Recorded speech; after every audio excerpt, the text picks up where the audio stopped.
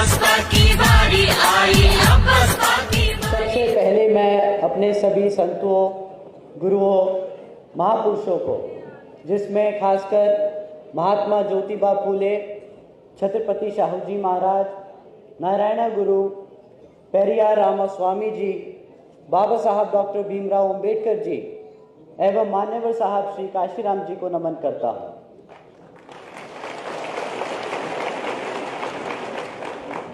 मान्यवर साहब श्री काशीराम जी के विचारों को देश के कोने कोने तक ले जाने वाली और सर्व समाज को शासन, प्रशासन व अनुशासन का उदाहरण दिखाने वाली उनकी एकमात्र उत्तराधिकारी हमारी आदरणीय बहन कुमारी मायावती जी ही हैं।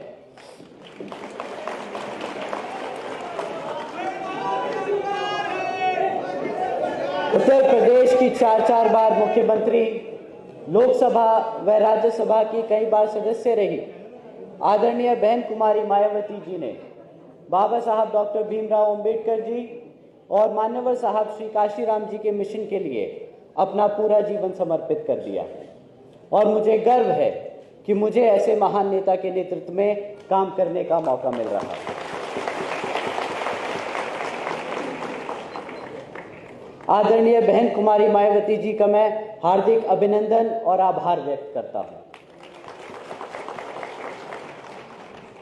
महाराष्ट्र की इस पावन धरती पर खड़े होकर आप सबके सामने अपनी बात रखने का जो आज सौभाग्य मुझे मिल रहा है, तो इसके लिए मैं आप सभी का तहे दिल से आभार व्यक्त करता हूं। साथ ही साथ आज यहाँ हम सबके बीच मंच पर मौजूद महाराष्ट्र स्टेट के इंचार्ज एवं पूर्व राज्यसभा सांसद श्री अशोक सिद्धार्थ जी और साथ ही यहाँ हम सबके बीच मौजूद राज्यसभा सांसद श्री रामजी गौतम जी का भी मैं धन्यवाद करता हूँ। महाराष्ट्र के प्रदेश अध्यक्ष एडवोकेट संदीप जी, प्रदेश उपाध्यक्ष श्री रविंद्र जी और प्रदेश कमेटी के सभी सदस्यगण के साथ साथ हम यहाँ पर इतनी बड़ी संख्या में मौजूद सभी छोटे बड़े पदाधिकारी एवं हमारी पार्टी के महत्वपूर्ण कार्यकर्ता व समर्थकों, आप सभी का मैं तहे दिल से शुक्रिया अदा करता हूं। आज मैं आपसे अपने एक दिल की बात कहना चाहता हूं।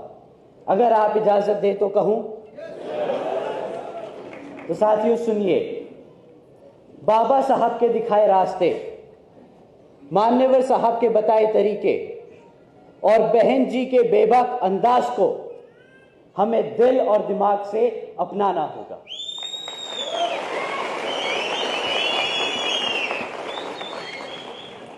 साथियों, मैं पूछता हूं, क्यों घबराते हो तुम? मैं पूछता हूं, क्यों डरते हो तुम? अरे जब तुम्हारे सिर पर उस शेरनी का हाथ है तो क्यों कमजोर महसूस करते हो तुम?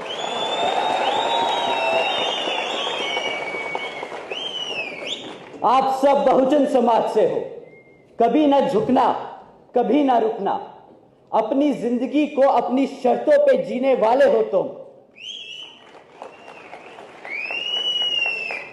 वो कहते हैं ना कि अगर किसी चीज की लत लग जाए तो वो आदमी की पहचान बन जाती है।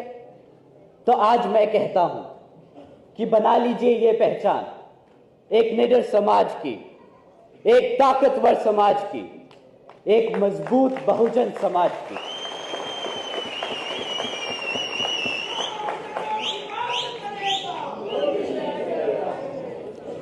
बाबा साहब डॉक्टर भीमराव अंबेडकर जी ने लोकतंत्र की कुछ इस तरह व्याख्या कीजिए।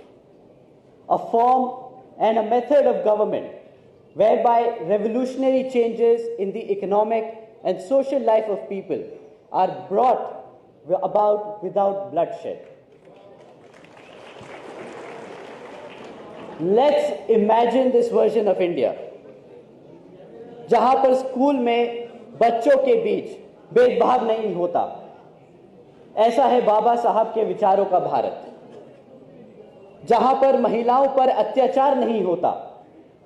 ऐसा है बाबा साहब के विचारों का भारत, जहां पर आपका प्रमोशन आपकी जाति देखकर नहीं, आपकी काबिलियत पर होता है। ऐसा है बाबा साहब के विचारों का भारत, जहां पर हर जाति और धर्म को बराबर का सम्मान मिले। ऐसा है बाबा साहब के विचारों का Bharat. Baba Sahab Dr. Bhimrao Ambedkar ji believed in an India where women had the same rights as men. But sadly, we don't live in this Baba Sahab's version of India. हकीकत तो ये है कि आज यहाँ महाराष्ट्र में जो बीजेपी की गठबंधन की सरकार चल रही है, वह जनता और बहुजन समाज विरोधी है। जहां पर भाजपा की सरकार ने बेघर लोगों को घर देने का वादा किया, जहां पर भाजपा की सरकार ने 1 करोड़ नौकरियां देने का वादा किया, जहां पर भाजपा की सरकार ने महात्मा ज्योतिबा फूले जी और माता सावित्रीबाई फूले जी को भारत रत्न की उपाधि से सम्मानित करने का वादा किया। तो साथियों, हकीकत तो यह है कि आज भी महाराष्ट्र में 3 लाख से ज्यादा लोग बेघर हैं। हकीकत तो यह है कि आज 1 करोड़ नौकरियां का वादा घटकर 75,000 नौकरियां देने का भी वादा ही रह गया है। हकीकत तो यह है कि आज राज्य की भाजपा सरकार हमारे महापुरुषों को भारत रत्न देने के लिए केंद्र की सरकार को नाम भेजने का सिर्फ नाटक कर रही है। क्या ऐसे ही चलती है डबल इंजन की सरकार? साथियों, आप बताइए, मोदी जी कितने समय तक बोलते रहे डबल इंजन की सरकार, डबल इंजन की सरकार? क्या भाजपा की सरकार नहीं? इधर केंद्र में भाजपा की सरकार नहीं? तो ये ऐसे चलती है डबल इंजन की सरकार? आप बताइए, चलती है ऐसे डबल इंजन की सरकार? ना सिर्फ यहां की भाजपा सरकार नाकाम रही हमारी बेरोजगार जनता को रोजगार देने में, ना सिर्फ नाकाम रही हमारे महापुरुषों को सम्मान देने में, बल्कि यहां की भाजपा सरकार ने हमारे सभी किसानों भाइयों के साथ जो धोखा किया है, वो सिर्फ शर्मनाक ही नहीं बल्कि एक घोर अपराध है, जिस अपराध का सिर्फ और सिर्फ एक ही नतीजा है, इस्तीफा। आज भी 40% महाराष्ट्र सूखे की मार से झेल रहा है। आज हमारे प्रदेश में 28,500 से ज्यादा गांव में खेती के लिए तो दूर, पानी पीने तक के लिए पानी नहीं है। साथियों, शर्म तो तब आती है जब यहां की सरकार हमारी माताओं और बहनों तक को सुरक्षा नहीं दे सकी। सिर्फ पिछले साल में ही 56,000 से ज्यादा महिलाओं पर हुए अत्याचारों के केस दर्ज किए गए। तो मुख्यमंत्री जी, जो झूठ और धोखा आपने यहां की गरीब जनता और हमारे बहुजन समाज को दिया है, तो इन सभी की तरफ से मैं मांगता हूं आपका इस्तीफा।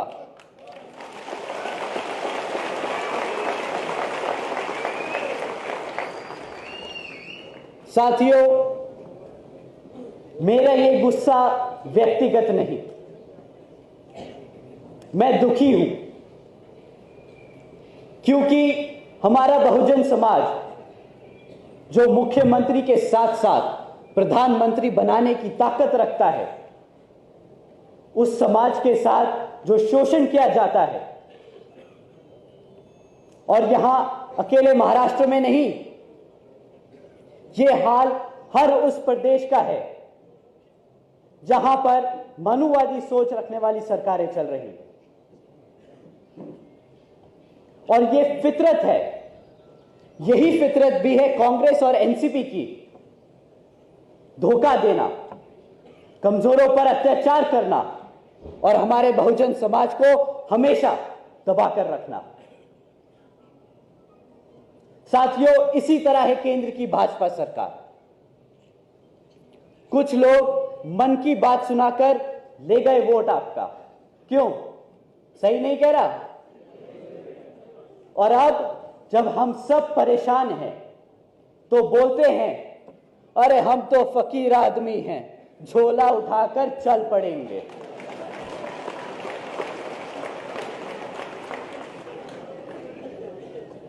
साथियों, केंद्र की सरकार का वादा 10 करोड़ नौकरी देने का, केंद्र की सरकार का वादा हम सबके लिए महंगाई कम करने का, केंद्र की सरकार का वादा गरीबी खत्म करने का।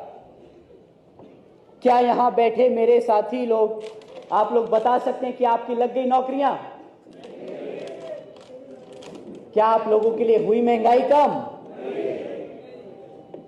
क्या आप लोगों की बढ़ गई आमदनी? सही कहा, घट गई। साथियों, जो 10 करोड़ नौकरियां देने का वादा किया था, 10 करोड़ तो दूर, 5 करोड़ लगी हुई मैन्युफैक्चरिंग सेक्टर्स में वो नौकरियां भी आज घटकर सिर्फ 2.5 करोड़ रह गई हैं। जो महंगाई का ढिंडोरा पीट रहे थे 2014 में, और हम सबको एहसास दिलाने निकले थे सड़क पर कि 50 रुपए का पेट्रोल बहुत महंगा हो गया है, आज इनसे कोई पूछे कि क्यों भाई, अब 100 रुपए का पेट्रोल आप लोगों को चुभ नहीं रहा क्या?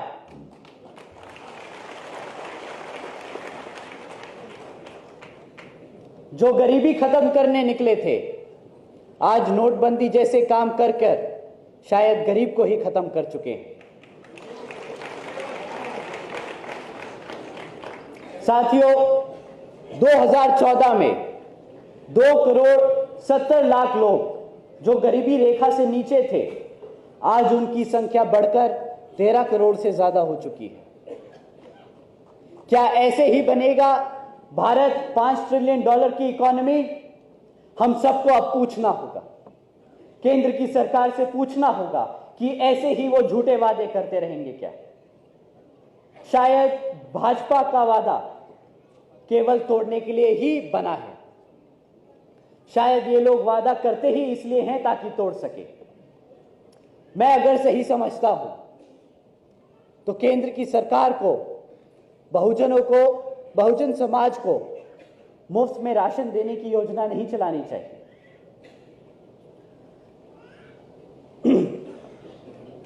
अगर वो हमारे समाज को अपने पैरों पर खड़े होने के अवसर दे सके तो वो ज्यादा बेहतर होगा, क्योंकि साथियों, इतिहास गवाह है कि बहुजन समाज लेने वालों में से नहीं, देने वालों में से बना है। तो हम पूछते हैं, क्या यही है अच्छे दिन? बताइए साथियों, क्या ऐसे ही अच्छे दिन की उम्मीद की थी आप सबने? आज हम भाजपा, कांग्रेस और महाराष्ट्र के मुख्यमंत्री जी को मन की बात नहीं, एक काम की बात बताएंगे।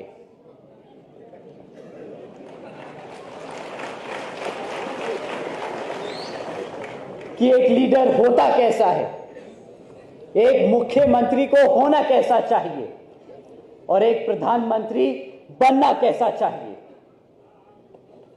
बहन जी ने कानून व्यवस्था के साथ साथ राज्य की सामाजिक व्यवस्था के लिए भी अनेकों कार्य किए। बहन जी ने देश में पहली बार सरकारी कॉलेजेस के स्टूडेंट हॉस्टल्स में अन्य पिछड़े वर्गों के छात्रों के लिए 27% आरक्षण की व्यवस्था तय की।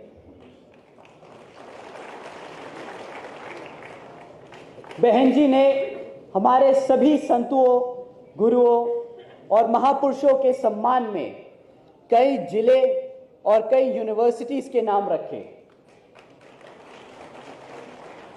जैसे Gautam Buddha university, Ambedkar university, Chhatrapati Shahuji Maharaj university, Mahatma Jyotiba Phule नगर, मान्य महामाया नगर, संत कबीर नगर एवं गौतम बुद्ध नगर। बहन जी ने सावित्रीबाई फूले बालिका शिक्षा योजना के तहत 7 लाख से ज्यादा बच्चियों को 12वीं तक की शिक्षा प्राप्त करने हेतु 600 करोड़ से ज्यादा की लागत इन बच्चियों को अपने पैरों पर खड़ा कर एक उज्जवल भविष्य देने के लिए खर्ची। बहन जी ने महामाया गरीब बालिका आशीर्वाद योजना के तहत 3,25,000 बच्चियों को 1-1 लाख रुपए सीधा उनके बैंक खातों में देने का काम किया।